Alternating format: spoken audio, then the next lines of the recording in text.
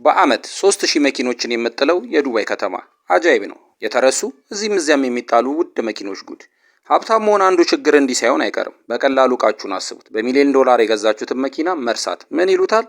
የዱባይ ፖሊስ በዚህ ጉዳይ ጨምሮ እንደተናገረው አንዳንድ የዱባይ ሀብታሞች መኪኖቻቸውን ባቆሙበት ይረሷቸዋል። አንዳንዶቹ ደግሞ አውቀው መጣል ሲፈልጉ በየጥጋ ጥጉ አቁመው ይሄዳሉ ብለዋል።